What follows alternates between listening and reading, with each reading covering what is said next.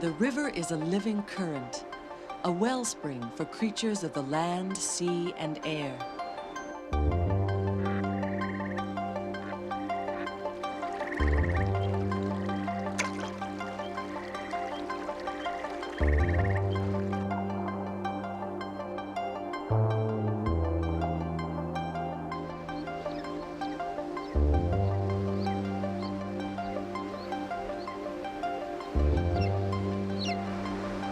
On Canada's east coast, the rivers renew themselves in the sea, and each year the sea flows back up the rivers as a living tide of fish.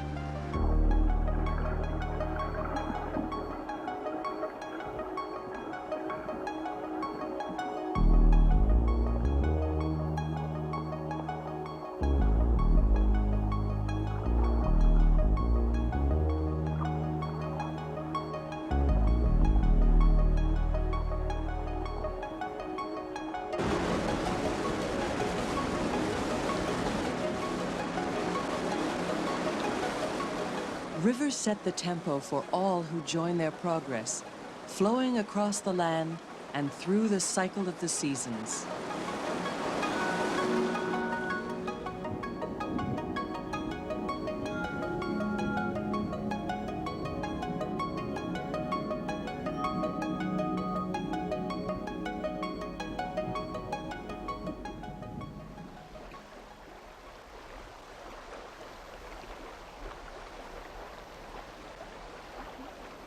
In early spring, the river first breaks free of the ice where the water flows fastest.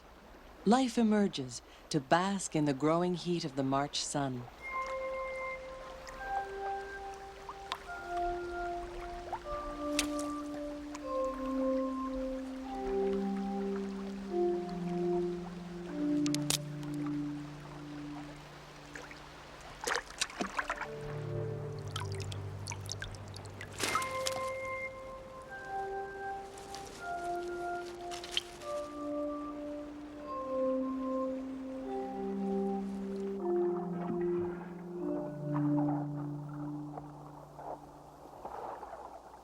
Soon the ice is under attack from above and below. Warming air and moving water combine forces to eat it away.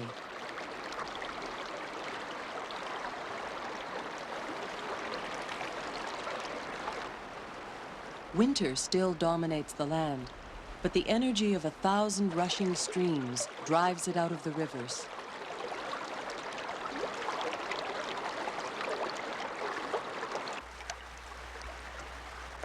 Beavers are flooded out of their dens by the sudden spring thaw. They forage along the riverbanks for roots exposed by the swift currents.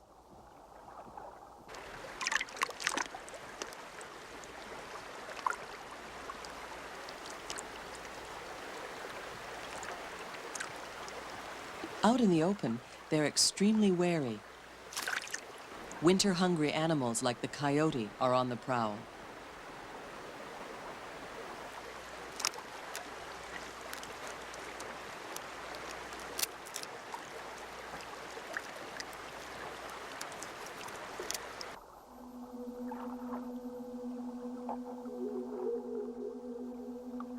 Like all cold-blooded creatures, these young speckled trout warm up with their surroundings and become more active. Below them, hidden in the riverbed, salmon eggs spawned last fall also respond to the rising temperature.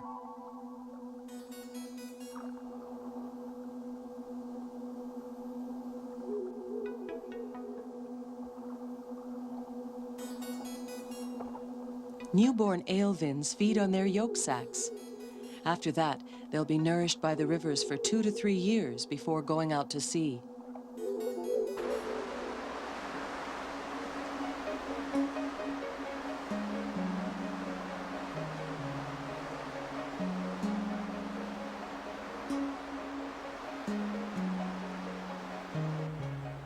April warmth dissolves the last remnants of winter, and the river is ready for a coming invasion.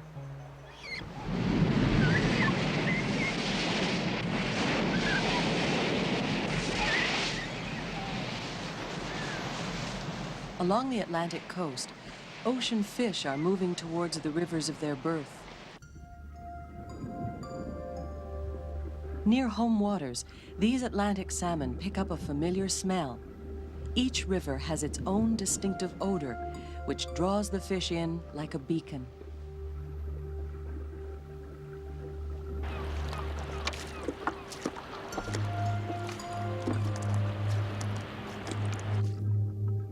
For the unlucky, a journey begun near Greenland ends here, off Newfoundland.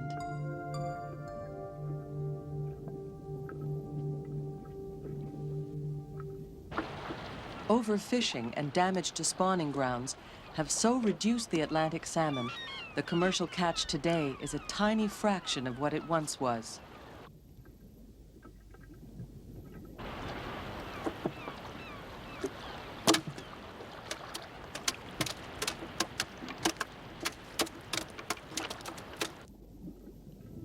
Salmon are anadromous fish, maturing in the ocean and returning up the rivers to spawn a new generation.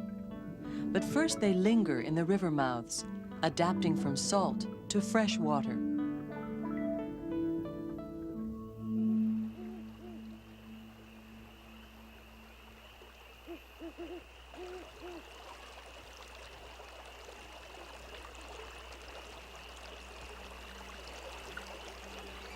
While the salmon wait, another anadromous fish dashes upstream. Hidden by darkness, rainbow smelt spawn on the gravel beds just above the head of tide. The rivers are filled with them, and the predators gather.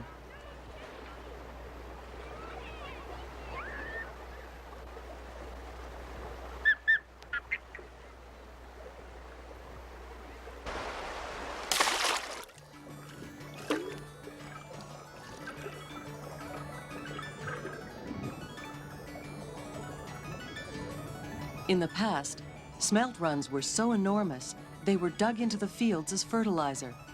The bounty of the sea carried up by the river to enrich the land.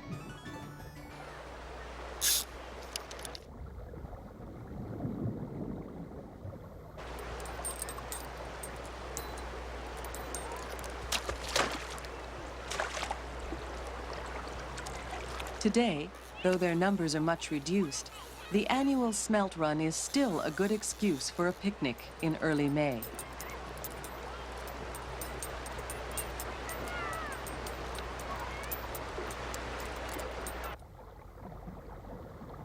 Some smelt die after spawning.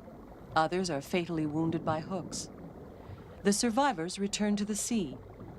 Less than a week after their first arrival, the smelt will have vanished for another year.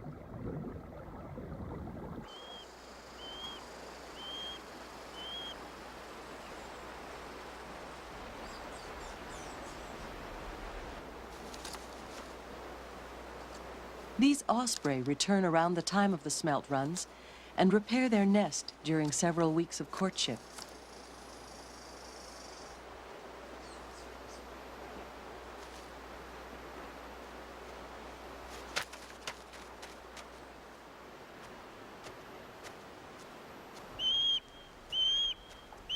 The male makes a short flight, curving back to the nest, a ritual that often leads to mating.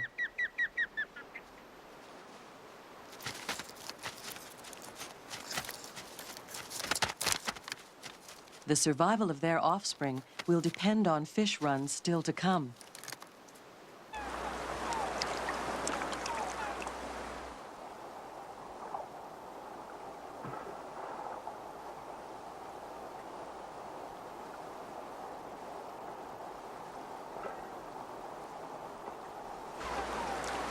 Cormorants breed along the seacoast, but they also exploit the river's rich food supply.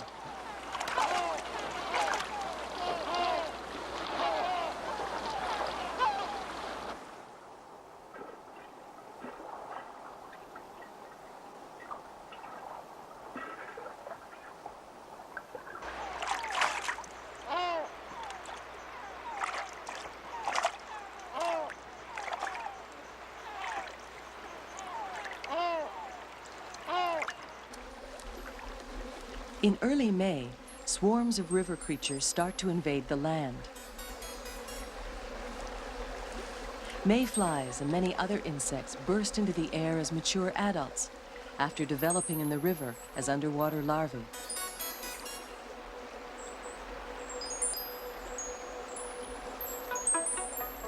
Insects are the major food of the rivers. They're crucial to the continuation of life.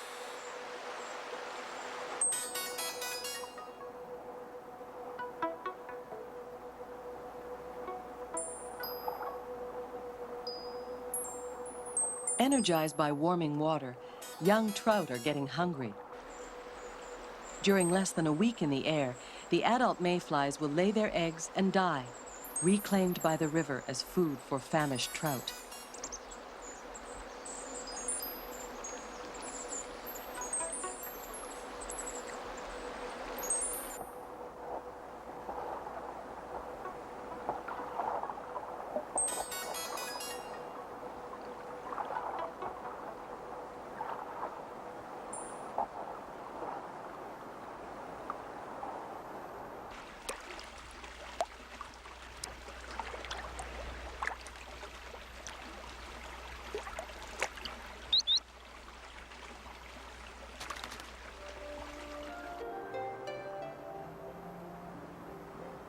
Other year-round inhabitants of the river, white suckers and smallmouth bass, join the swelling current of life.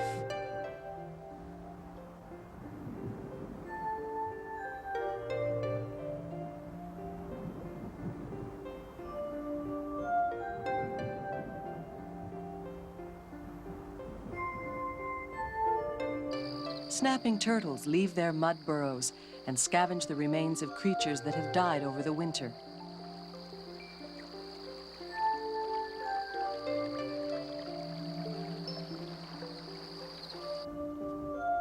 A pair of smallmouth bass has dug a spawning nest, and courtship begins.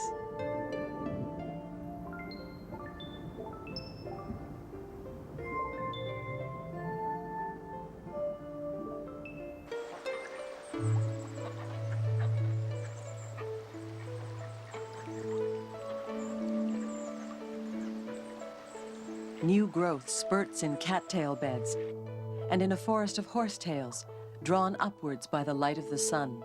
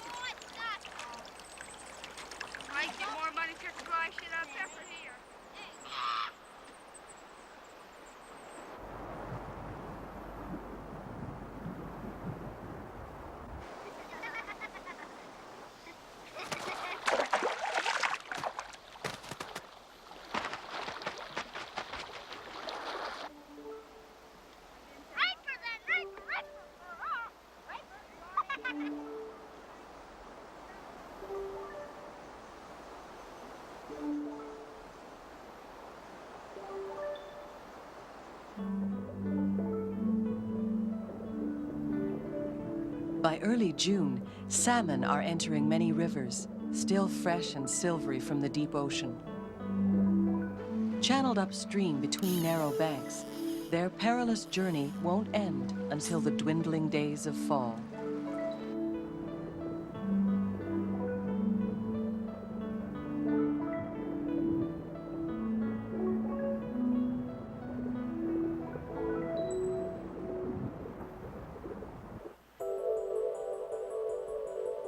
Nowhere is the ocean's influence more obvious than in rivers flowing into the Bay of Fundy. Huge tides that push many kilometers upstream once delivered an extraordinary harvest.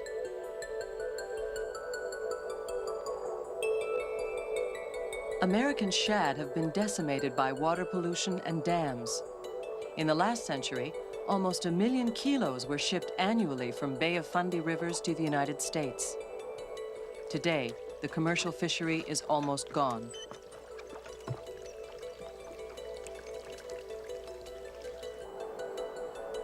Striped bass were also abundant all along the eastern seaboard, but their story is similar to the shads. The catch has steadily dwindled everywhere. This is one that got away.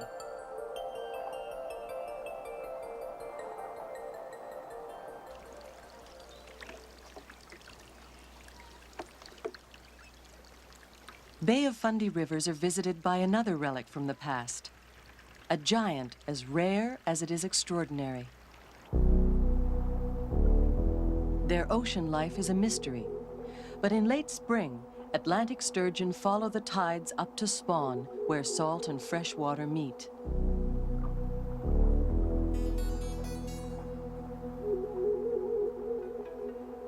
A mature female can be 4 meters long, weigh half a ton, and lay 4 million eggs. But the sturgeon too is disappearing, and for the same reasons. It's now the rarest ocean migrant of them all.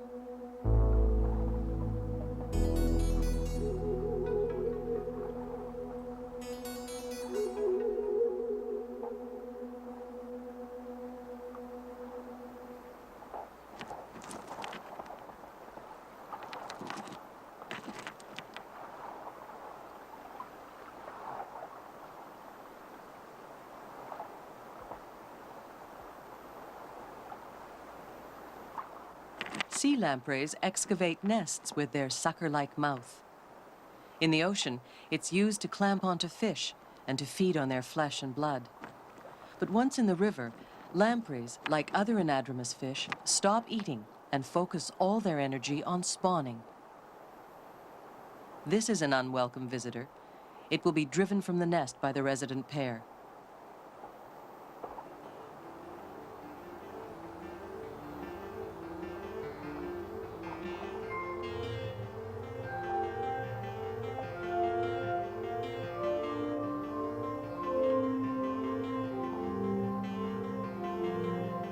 Lampreys spawn repeatedly, releasing up to 200,000 eggs before they're spent.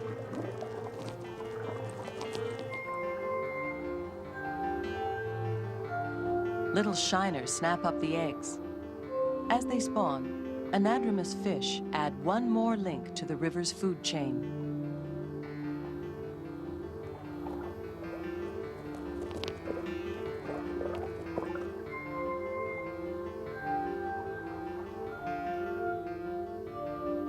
Most ocean migrants come to spawn, but one stays up to 10 years after making a remarkable journey.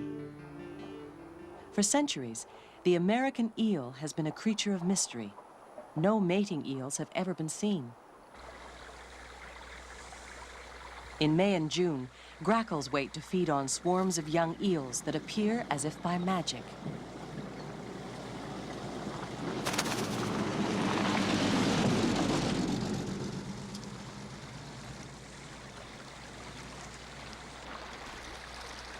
Like countless seeds, tiny eels are cast randomly in with the tide, pushed up the smallest rivulet, even into roadside culverts. Once delivered, they press blindly forward, searching for a place to grow and mature.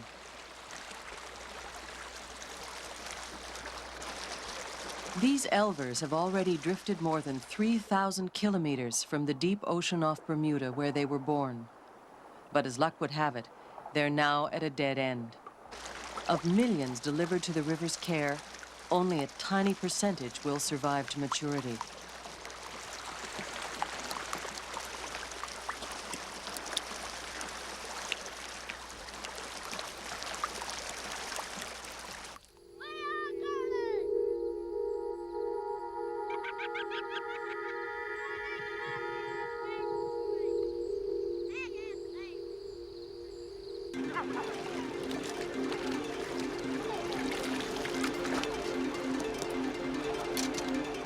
The migration of the gasparrow.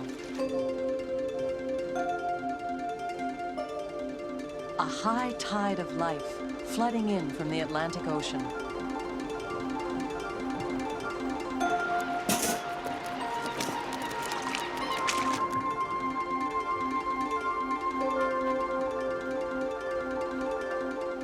The river funnels in the gasparrow, concentrates their millions.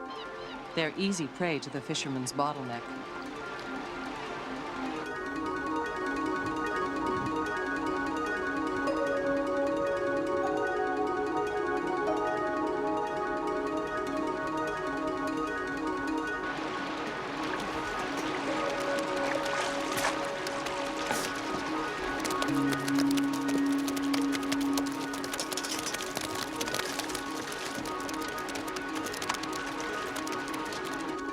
Older fishermen talk of gasparrows so thick you could walk across the river on their backs. A night's fishing can still yield thousands of kilos.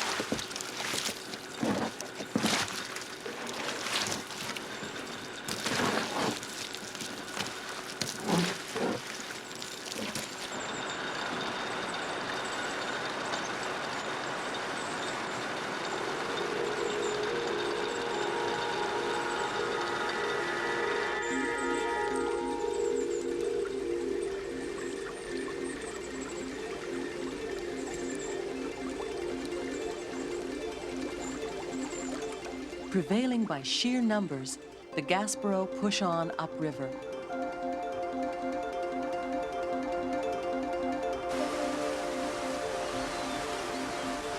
Below the falls, salmon are waiting.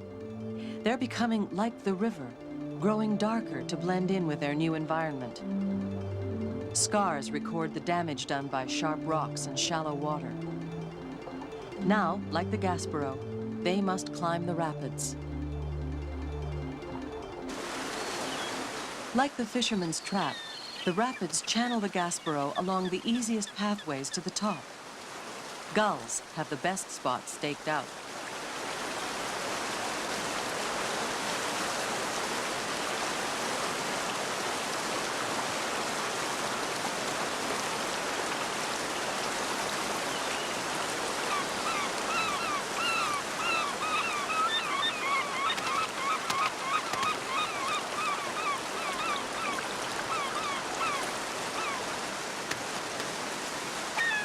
Herring gulls and great black-backed gulls compete for prime locations.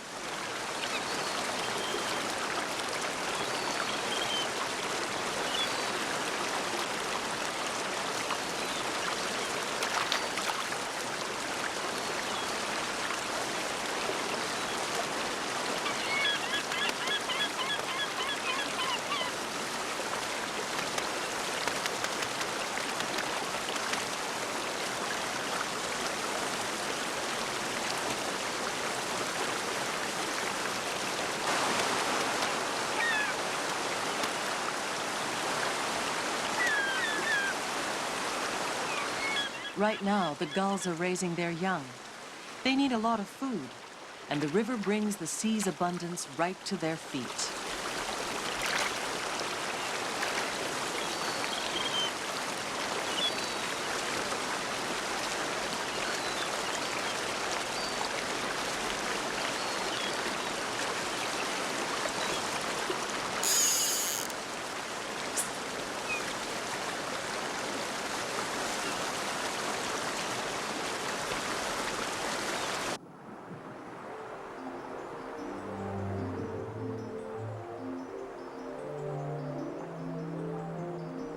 Once they get above the falls, the salmon continue upstream, unlike the remaining gasparrow, who are almost at their destination.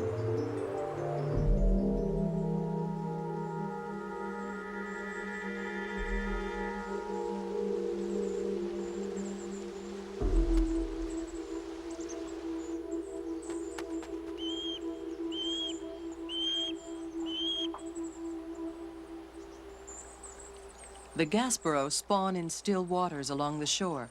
before returning downstream to the sea. If they're very lucky, the survivors will be back to spawn again next spring.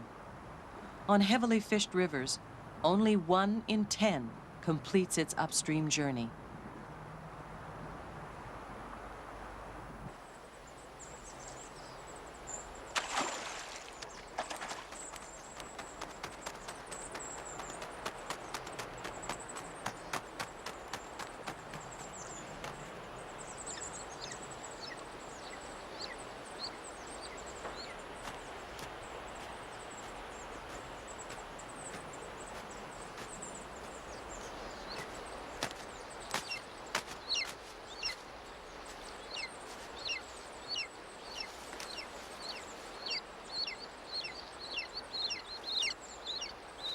Ospreys almost vanished from the east coast.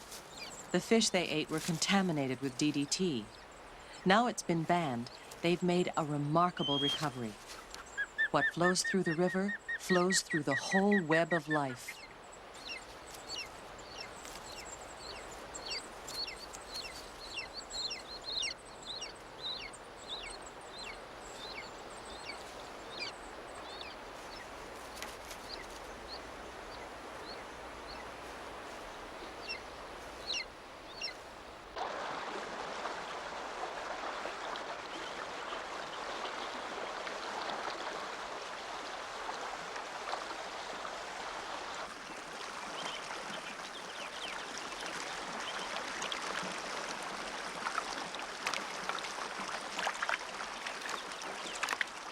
Available habitat dictates where most aquatic animals live in the river.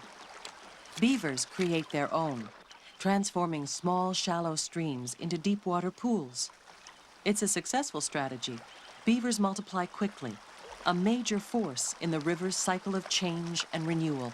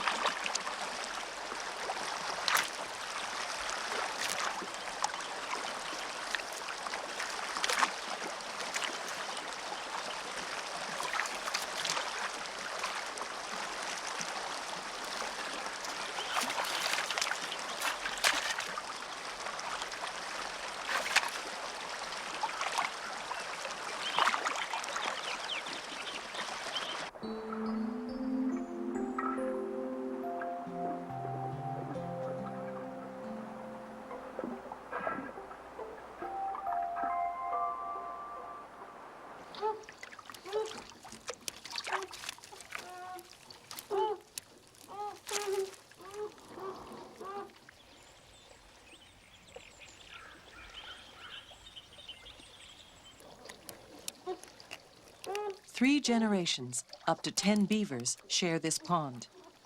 They'll consume much of the surrounding woodland, eating constantly to get the nutrients they need.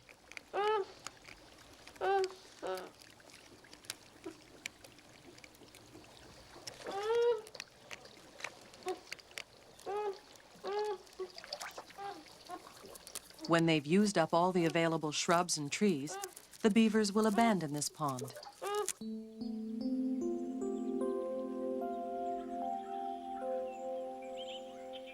Beavers transfer the forest's energy into the river through their feces, a rich fertilizer on the bottom of the pond.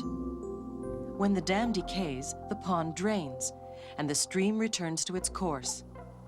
Along the banks, a beaver meadow of lush grass springs up, and eventually, a new forest.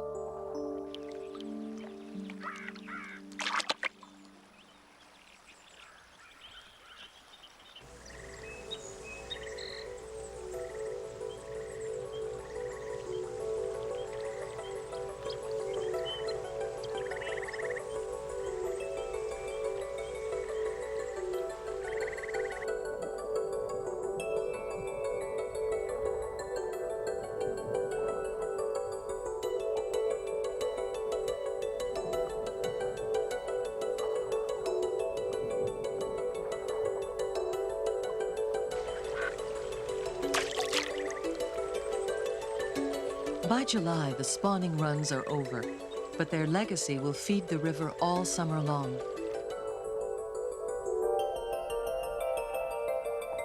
Tiny gasparrow hatch within days. The water is rich with food, and life flourishes.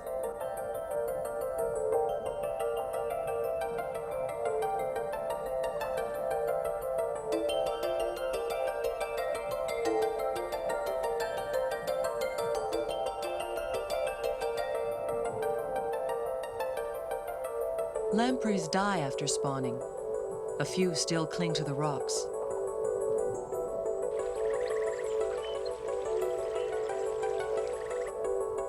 As they decay, the lampreys are rewoven into the food web.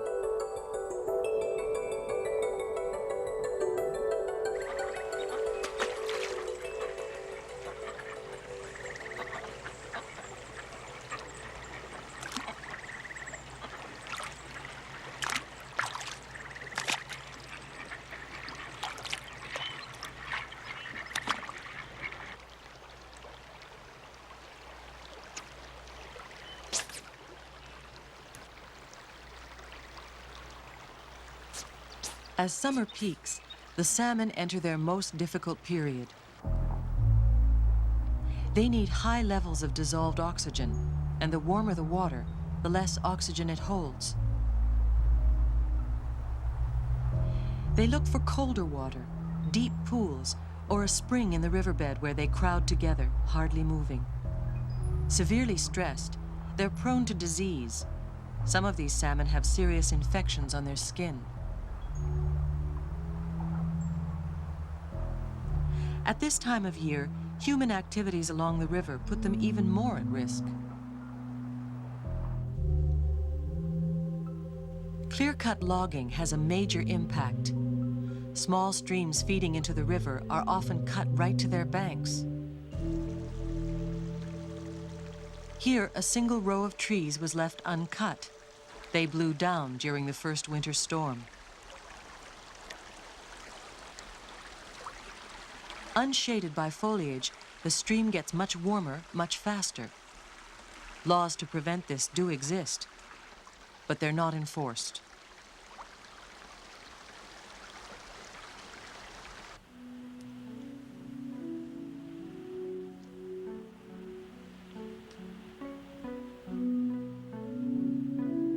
Some of the best agricultural soils are found along rivers. Pesticides and herbicides run off into the water. Fertilizers add their nutrients, encouraging a thick growth of algae. As the algae die, their decay uses up still more of the water's oxygen.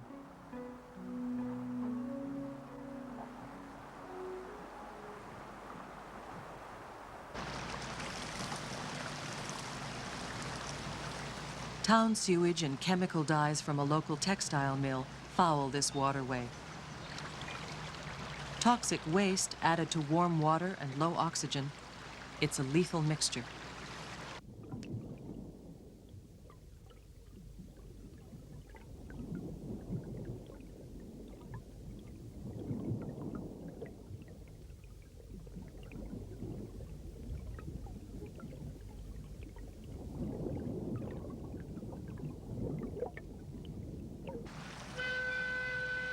Industries and towns across the country continue to dump their effluent into river courses with the full knowledge of regulatory agencies. Enforcing the law is considered too costly.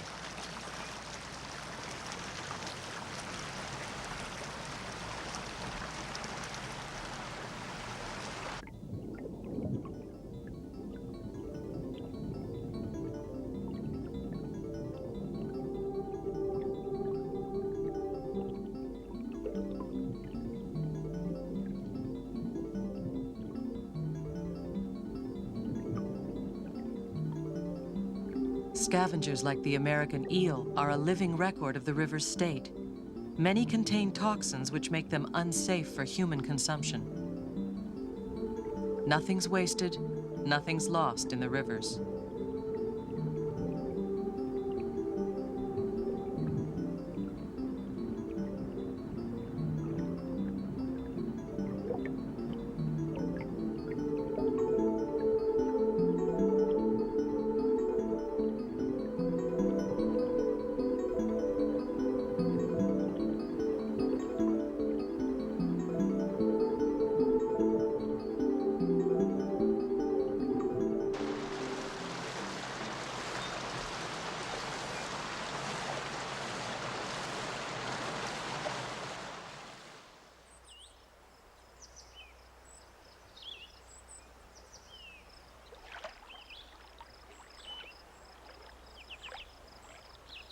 In Quebec's Gaspé Peninsula, the rivers are relatively pristine.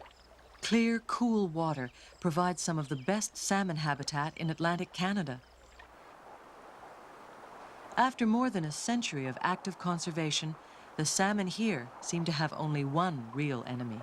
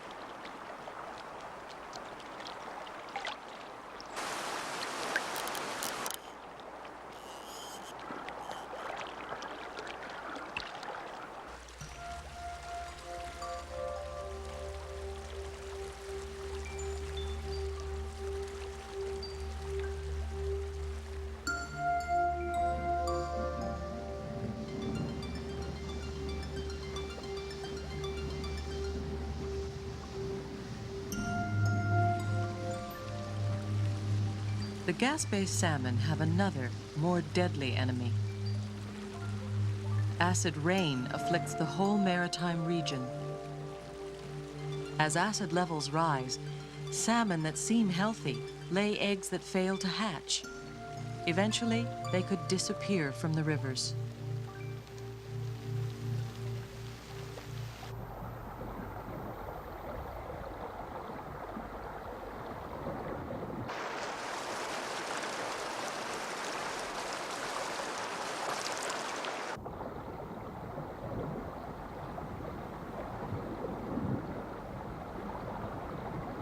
Late summer rains flood the shallow gravel beds, and the salmon push further upstream. Survivors of a long and difficult journey, their travels are coming to an end. A cataract like this is impassable.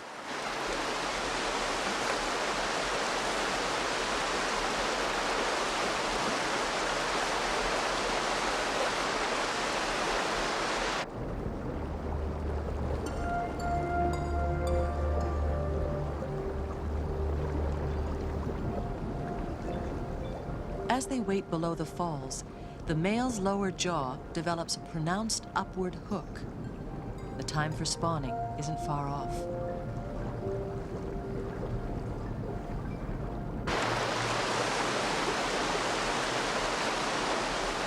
As fall advances, cooling water will trigger the urge to spawn, and the salmon will move back downstream to their spawning beds. For now, they rest.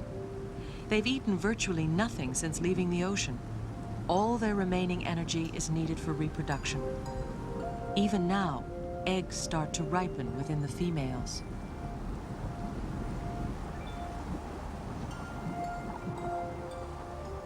For some, the effort has been too great. They provide a final meal to maturing eels, who will soon set off on their own extraordinary journey.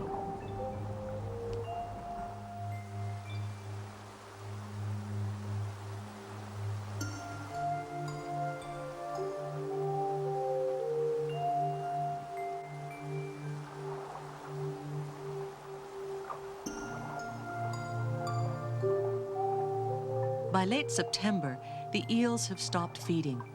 They've stored large amounts of fat to fuel their seaward migration.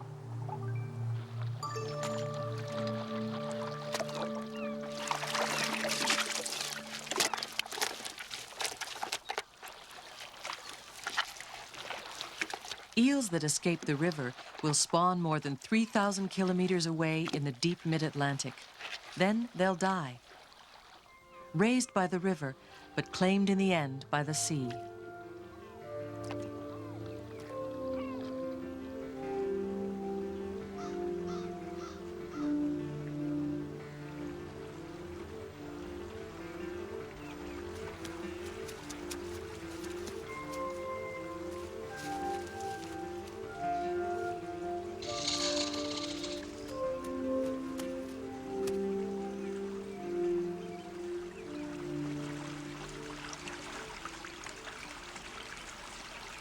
By late October, salmon are on their spawning beds. The female starts to prepare the nest.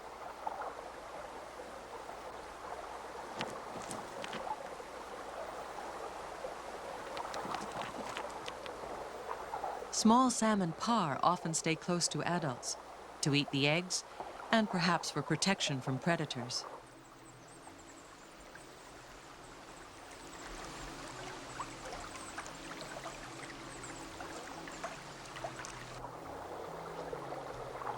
The male keeps guard and tries to stimulate the female to spawn. She won't respond until the nest is to her liking.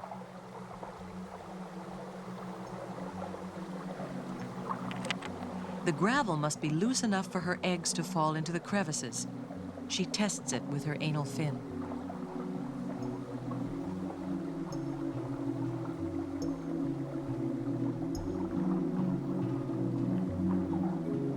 When the nest is ready, spawning begins.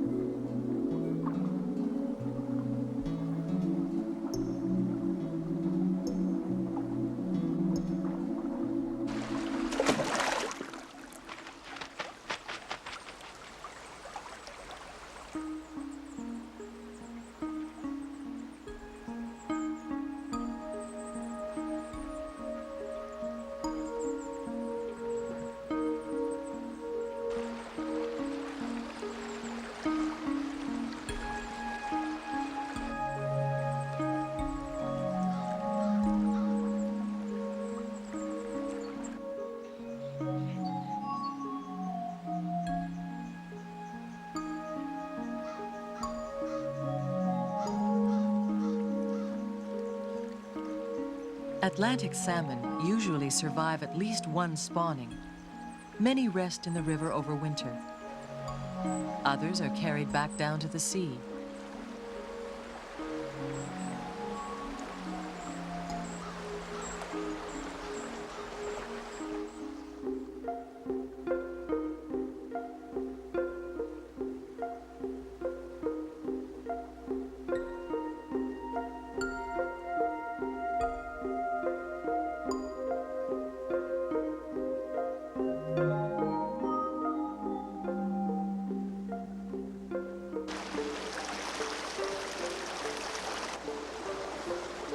The current still runs fast, but as the water drops close to freezing, life slows down.